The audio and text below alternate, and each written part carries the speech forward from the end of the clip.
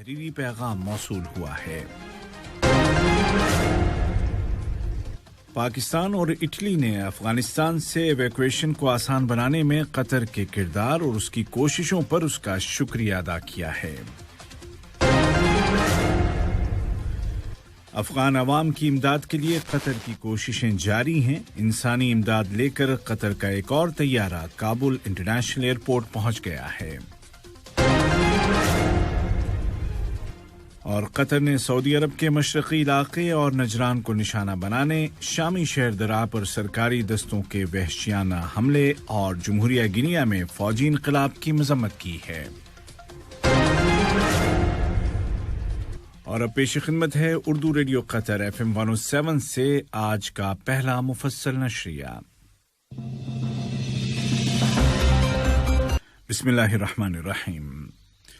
صاحب سمو امیر شیخ تمیم بن حمد آل ثانی کو روس کے صدر جناب ولادیمیر پوتین کی جانب سے ایک تحریری پیغام موصول ہوا ہے جس کا تعلق دونوں ملکوں کے درمیان قائم دوستانہ تعلقات اور ان کو فروغ دینے کے وسائل سے ہے۔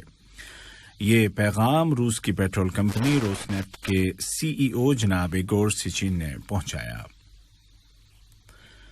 صاحب سمو امیر شیخ تمیم بن حمد آل ثانی نے عراق کے صدر ڈاکٹر برہم صالح اور وزیر اعظم جناب مصطفیٰ الکاظمی کو شیعہ مذہبی رہنما جناب محمد سعید الحکیم کی وفات پر تعزیت کے برقی پیغامات ارسال کیے۔ نائب امیر شیخ عبداللہ بن حمد آل ثانی نے بھی اسی مناسبت سے عراقی صدر اور وزیر اعظم کو تعزیتی تار روانہ کیے۔ وزیر اعظم و وزیر داخلہ شیخ خالد بن خلیفہ بن عبدالعزیز آل ثانی نے عراق کے وزیر اعظم جناب مصطفیٰ الکاظمی کو جناب محمد سعید الحکیم کی رحلت پر تعزیتی پیغام ارسال کیا۔ صاحب سمو امیر شیخ تمیم بن حمد آل ثانی کو پاکستان کے وزیر اعظم جناب عمران خان کی جانب سے ایک ٹیلی فون کال موصول ہوئی جس کے دوران افغانستان کی تازہ ترین صورتحال پر غور کیا گیا۔ پاکستانی وزیر اعظم نے افغانستان میں امن کے عمل کو سپورٹ کرنے اور شہریوں کو وہاں سے نکالنے میں قطر کے کردار اور اس کی کوششوں پر صاحب سمو امیر کا شکریہ ادا کیا۔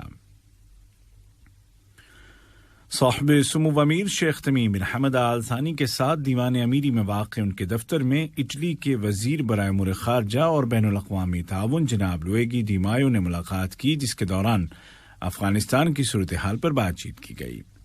اطالوی وزیر نے افغانستان سے اٹلی کے شہریوں کو نکالنے میں قطر کے کردار اور اس کی کوششوں پر صاحب سمو امیر کا شکریہ ادا کیا۔ اسی طرح نائب وزیر اعظم و وزیر خارجہ شیخ محمد بن عبد الرحمن آل ثانی کے ساتھ ملک کے دورے پر آئے ہوئے اٹلی کے وزیر خارجہ نے ملاقات کی جس کے دوران افغانستان کی سیاسی اور سیکیورٹی صورتحال کا جائزہ لیا گیا۔ اطالوی اہلکار نے اٹلی کے شہریوں کے انخلاء میں قطر کے کردار پر ان کا شکریہ ادا کیا۔ نائب وزیر اعظم و وزیر خارجہ شیخ محمد بن عبد الرحمن آل ثانی کے ساتھ ملک کے دورے پر آئے ہوئے امریکہ کے وزیر خارجہ جناب اینٹونی بلنکن آج ملاقات کر رہے ہیں۔ امریکی وزیر خارجہ افغانستان سے ایویکویشن کے دوران قطر کی مدد اور اس کی کوششوں پر شکریہ ادا کرنے کے لیے دوحہ پہنچے ہیں۔ افغانستان سے بحفاظت نکالے گئے ہزاروں شہری اس وقت قطر میں ہیں۔ معاون وزیر خارجہ محترمہ لؤلؤہ بنت راشد الخاطر نے بتایا کہ ان مہمانوں کے آرام اور ضروریات کا پورا خیال رکھا جا رہا ہے۔ دوسری جانب افغانستان میں پائیدار امن کے لیے قطر کی کوششیں جاری ہیں۔ قطر کی ٹیکنیکل ٹیموں نے کابل ایئرپورٹ کو انسانی امداد لے کر آنے والے جہازوں کو ریسیو کرنے کے قابل بنا دیا ہے اور اس ضمن میں قطر کا ایک اور طیارہ انسانی امداد لے کر کابل انٹرنیشنل ایئرپورٹ پہنچ گیا ہے۔ یہ امداد قطر ترقیاتی فنڈ، کیو چیریٹی اور قطری ہلال احمر نے مشترکہ طور پر ارسال کی ہے۔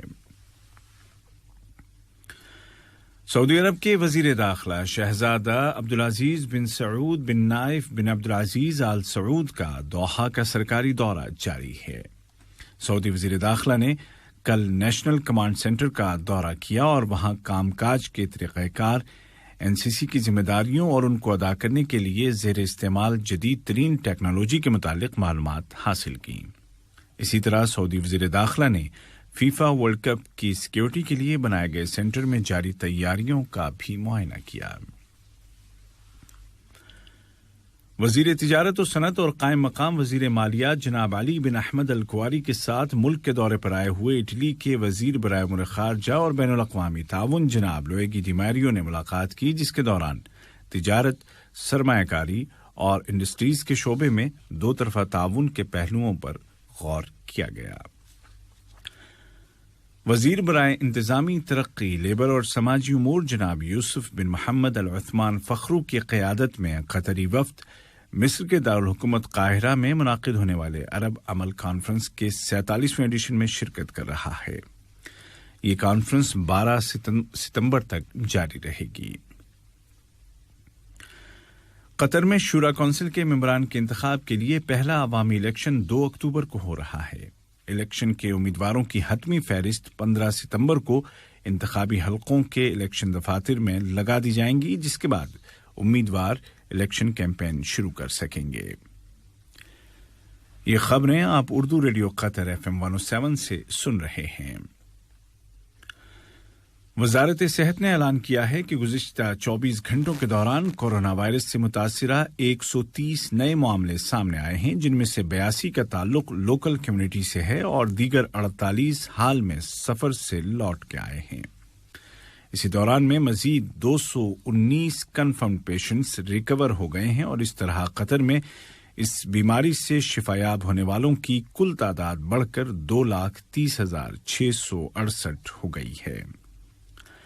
दूसरी जानिब वजारत सेहत ने कौमी वैक्सीनेशन प्रोग्राम के हवाले से ताज़ा तरीन आदाद शुमार जारी किए हैं, जिनके मुताबिक कतर में अब तक 45,15,730 डोज लगाए जा चुके हैं। वजारत सेहत ने मजीद बताया कि वैक्सीन के अहल अफराद में से 95% को कम अज कम एक डोज लगाया जा चुका है, जबकि कुल आबादी के 76.4% अफराद को दोनों डोज दिए जा चुके हैं।